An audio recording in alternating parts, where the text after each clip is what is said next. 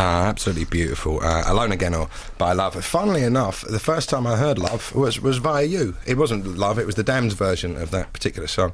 Which, unknowing, I didn't know until I got in today, that Arthur Lee had passed away, I brought in to play for you anyway today. Oh, did you? So what a bizarre coincidence. That is very strange, actually.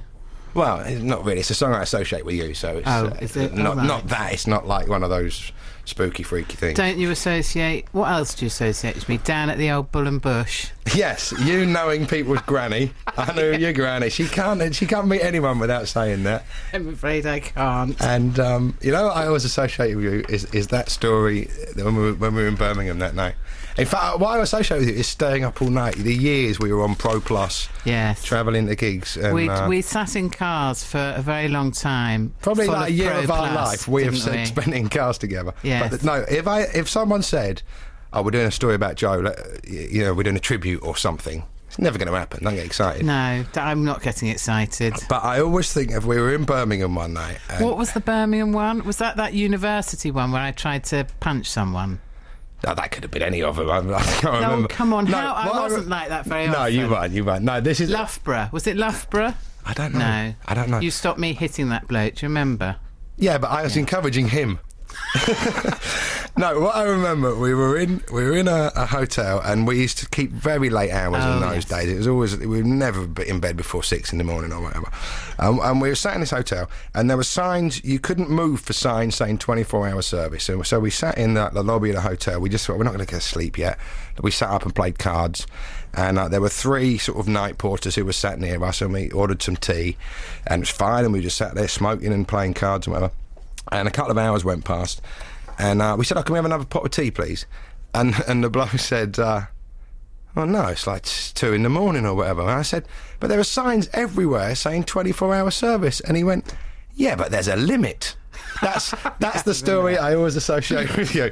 Anyway, Can I just say, as an addendum to that, the reason we were in that hotel, which wasn't a great hotel, was because we would have been in a much posher one, but an act, and we salute you, named Ian Cognito, had thrown a television out of the window of the posh hotel, so all comedians from that point were banned from staying in the nice hotel. And he didn't even do it. It's really sad. He didn't do it in a rock and roll, right, I've had enough fashion. He did it he sat in his room and calculated how much it would cost and thought, I've always wanted to do that. All right, let's see. So he went over to the television, threw it out the window. Of course, it was cable, so it pulled out all of the TVs in the hotel. And, rather than it being, wow, isn't he Keith Moon? Everyone was like, oh, what an idiot. What a stupid thing to do. And he had to go to court and everything. And we're probably paying too much attention to him, especially as we've got a guest in who we've been just reminiscing about things that aren't probably of any interest to even me. No offence. Anyway, sorry, Vivien. Vivien Goldman, the author of, I was going to say the author of the Book of Exodus. Obviously, that was written quite a long time ago, but you have stolen the title. Yeah, I crib from the best, I suppose if you're Jewish, you're allowed to do that, aren't you? God is good enough, If a Gentile... Let me borrow the title. If I'd written the book, I couldn't call it the Book of Exodus. There would be all kinds of... There would be a Jew uprising. Don't worry, babe. I'd give you a special dispensation. Okay, can you do that? Are you the leader? Well, we try. We aim to please. It's a great book. It's not just about the Exodus album of Bob Marley. In fact, that doesn't come in till about 200 pages in. I'm not making fun. It doesn't, does it? There's a kind of a history of Jamaica and a history of Bob Marley and a history of the sort of societal shifts that brought about that I think you have to give a bit album. of backstory, otherwise you'd just be sort of floundering in it, because it's pretty intense, the story. Because, I live in America. I'm from London, and but for the last 15 years I've been living in New York, where I'm in fact, weirdly, it sounds so funny, but I'm the professor of punk and reggae at NYU. Good Lord, how did that come about? That might raise a laugh, I thought I'd drop that one in, but it is true. But I think for a story like this, you have to explain how it arose, because it's so intense. I mean, I partly wrote the book because none of the other many, valid and fabulous books really went into this period in the way that that I had lived it, the way I'd seen these people live and struggle. We should point out Vivien was there for much of the recording of the album and the writing process, and kind of all around that period. A rude and a boot. As the that doesn't sound very Jamaican. At all. I'm trying to work out where that was from. Oh, that's that's from probably watching Dr. Finley's Casebook as a lass. Right, okay, a little bit Scottish, a little bit Canadian as well, the around in a boot. She's a bit giggly, to be honest. For a professor of punk, she's not taking this particularly seriously, I've got to say. But don't you think that's great? I do. I'm so pleased to meet a professor of punk that hasn't come in, gobbed on us and shouted at us and been very sweet. Hey, well, you see, that would have been homework. The mics go off, baby.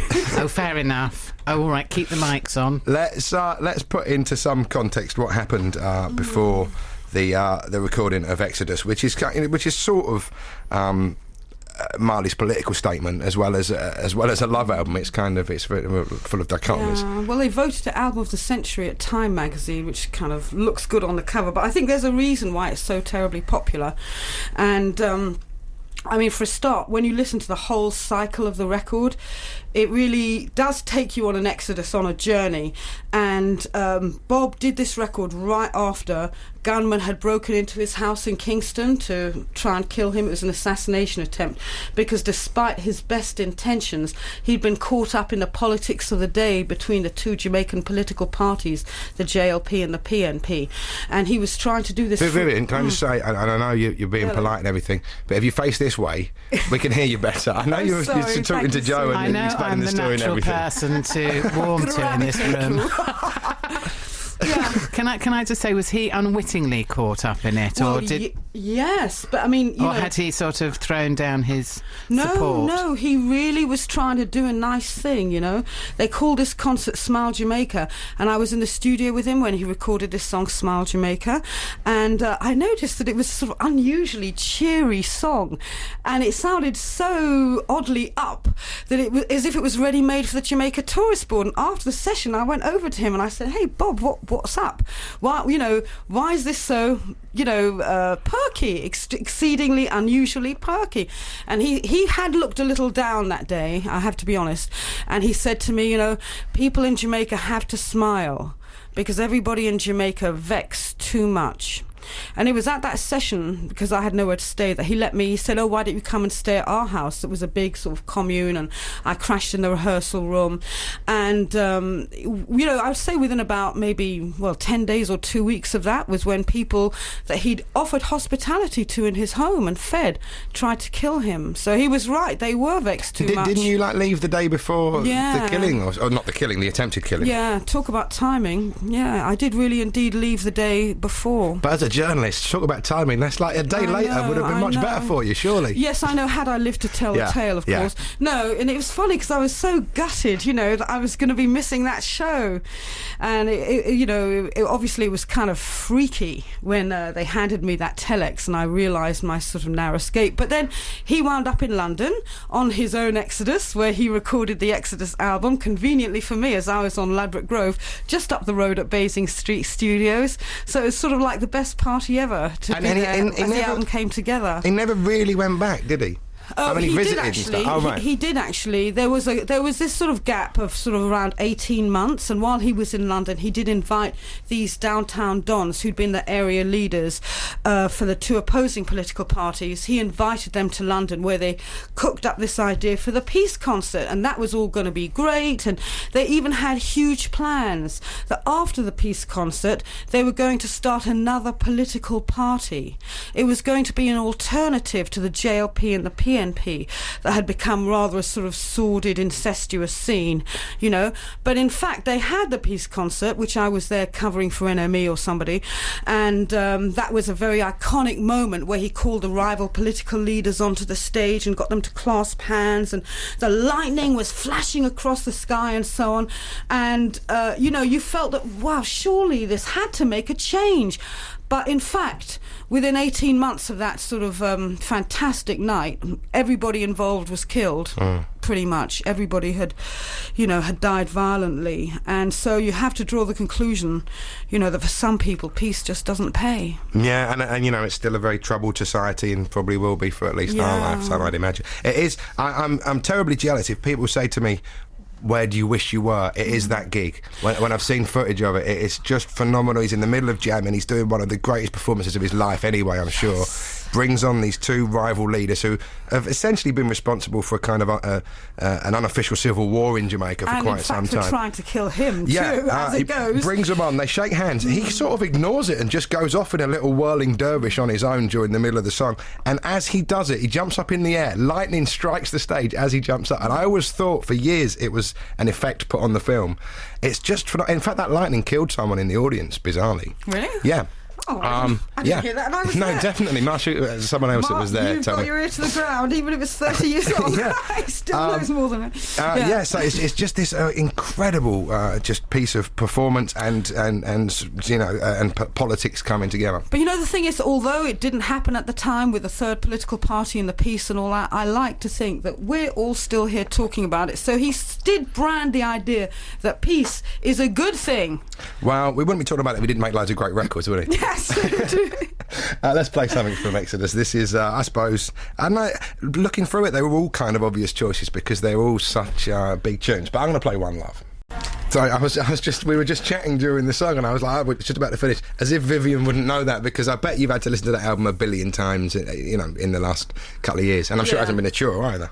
Yeah, well, it's funny. Well, inevitably, when writing the book, I listened to the record. Surprise, surprise. But it was a funny thing because I'd sort of almost like internalised that record, and to be honest, I kind of hadn't put it on for sort of some 25 years. I put it on yesterday, and I hadn't played it for years, and it was, How did it strike you? It's fantastic. Of course fantastic. It is. It has a wholeness and an integrity. It's not necessarily my favourite of his albums, but it is fantastic. But you know what it does that's really clever, and we actually have to give props to our Island, Supremo founder Chris Blackwell, who's sort of the executive producer of that record for that, because he actually did the track listing, and how it works is unbelievable.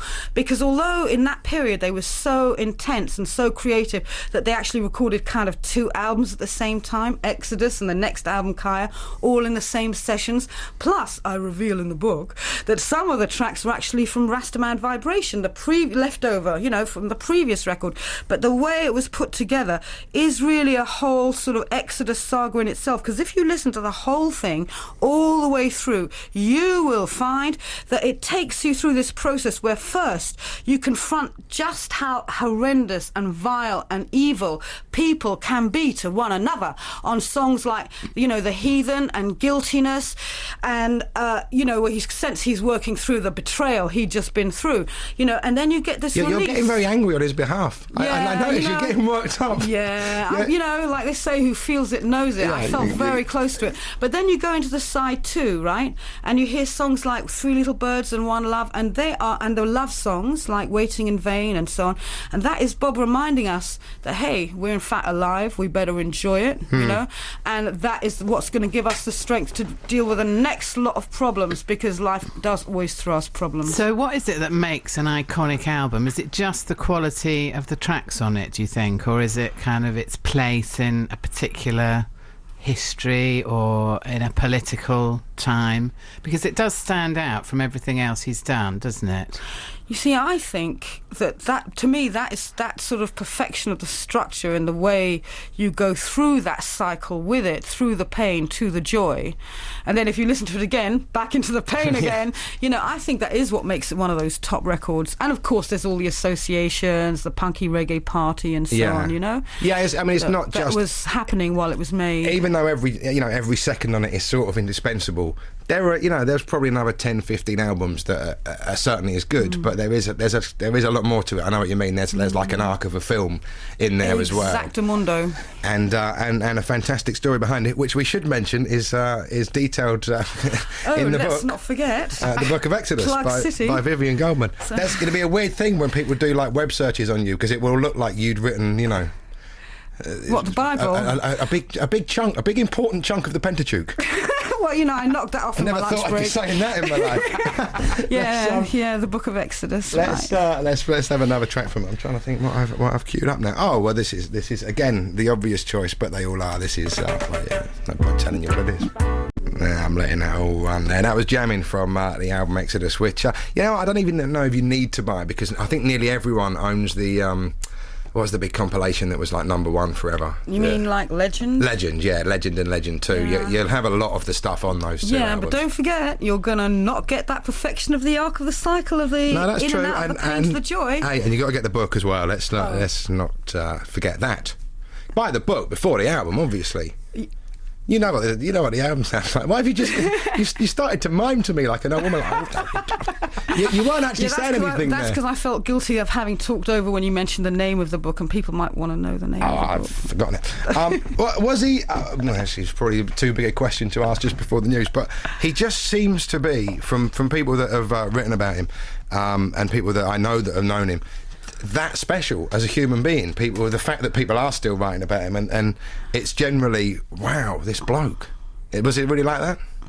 Well, he was so gifted, and he was pretty charismatic. And also, what I think hope comes over in the book, which maybe people don't get, is that he was really funny. He was a big laugh, and he was always teasing, and he was fun to be around, and he used to make these little jokes, like he used to call me Red, Green and Gold Woman when I was dyeing my hair in the punk era. Oh, you should have dyed it red, green and gold. The one joke in the book that I just think, I always thought, I never thought he had much of a, I didn't really seem to, he's not like Tommy Cooper funny, obviously.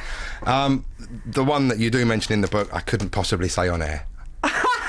But he was there was a baseness to his humour as well that maybe you wouldn't have necessarily expected. Anyway, more from Vivien and more from Exodus after this. 88 to 91 FM. This is Radio 2 from the BBC.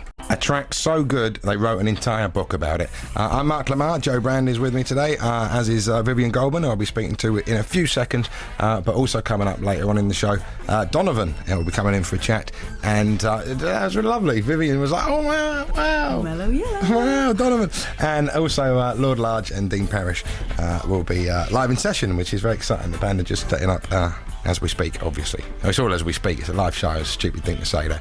Anyway, you're listening to Radio 2, and we've been discussing the magnificent Exodus album by Bob Marley. And we were talking earlier on about just that kind of, the opening... Is it the opening track of that album is Natural Mystic?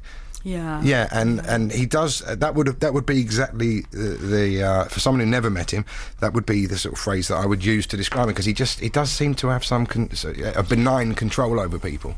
Well, it's funny, people are always calling Bob Marley a prophet, but he really used to have a lot of prophetic dreams, and he even prophesied that assassination attempt on his life in dreams, because when I was interviewing all these myriad people for the book, a lot of people described to me in detail, even you could hear his voice in the way they were, imitating him.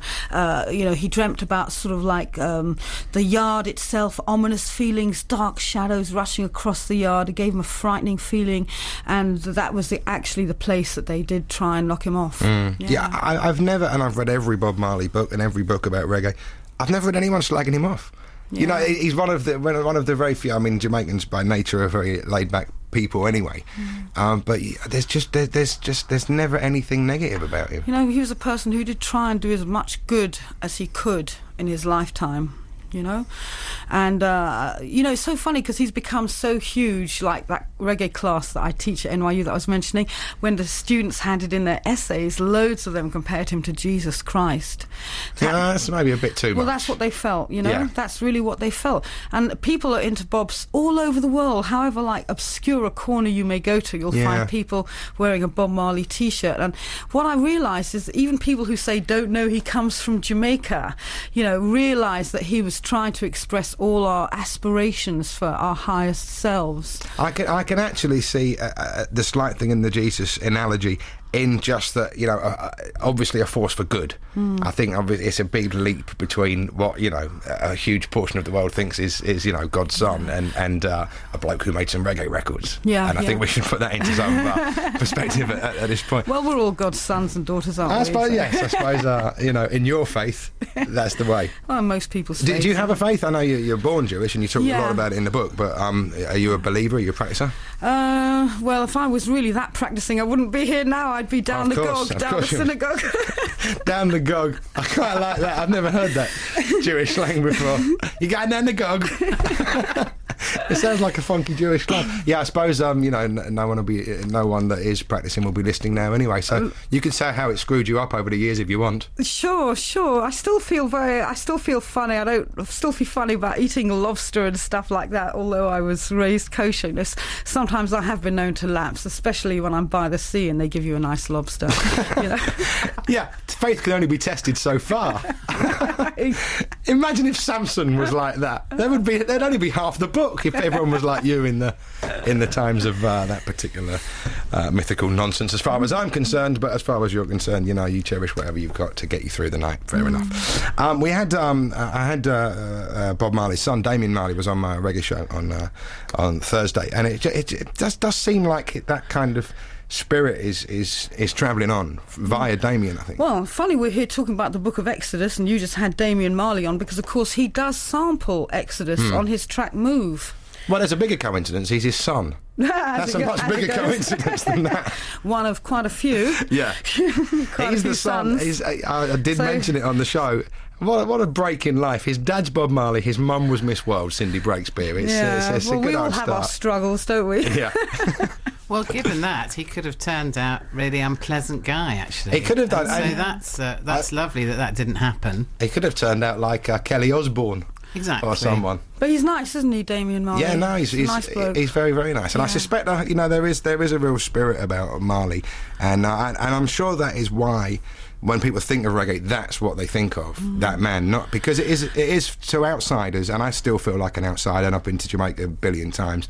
It's kind of an impenetrable way of life and society there, and musically it's sort of impenetrable. It takes quite a long time to penetrate. To penetrate it would probably be the word I'd be looking for at the end of that sentence, certainly.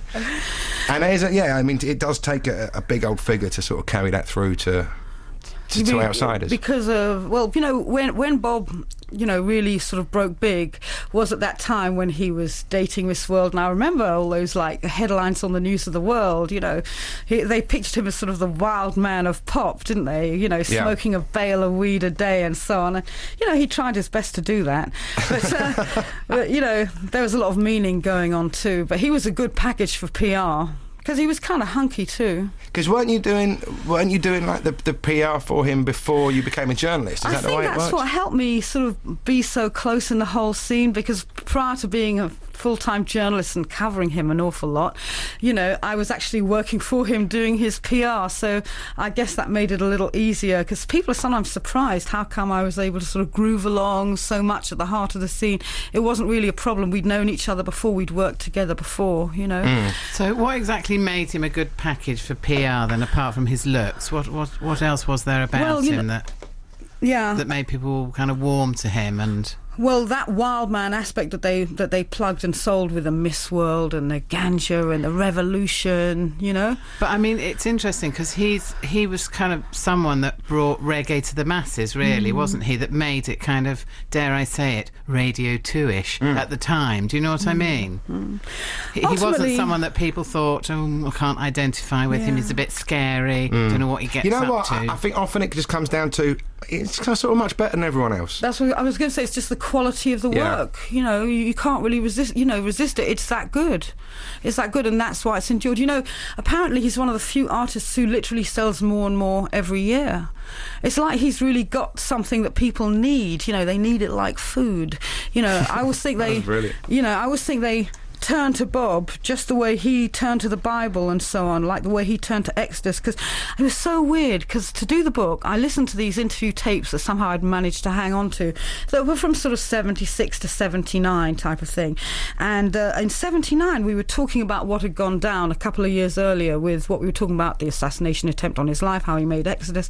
And I hadn't noticed this at the time, but only sort of 30 years on I heard him mutter, I was a stranger in a strange land. And that actually comes from God's own book of Exodus, as opposed to mine.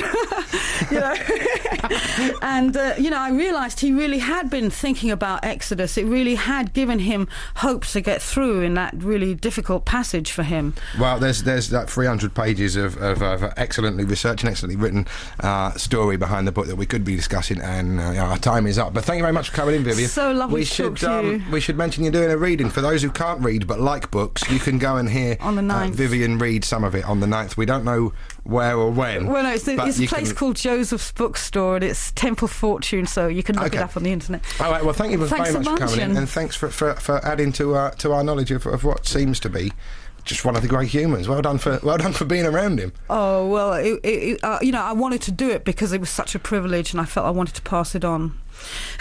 Take care. Thank you. Every now and again, Joe was just mentioning that he's kind of Radio 2 friendly, which is almost an insult. I know exactly what you meant. And they have these committees, I think, at Radio 2. I think probably all radio stations, where they choose what is going to be played, the playlist each week.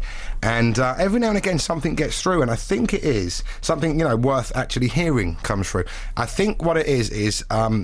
At least 4 times a year, the people who do these playlist meetings, they have these ear trumpets, and when they get full of wax, and I think that they have someone coming in with a pipe cleaner, and they clean them out, and then something amazing happens. And a fantastic artist called James Hunter has been on the playlist recently, so here's a track from him. This is called No Smoke Without Fire.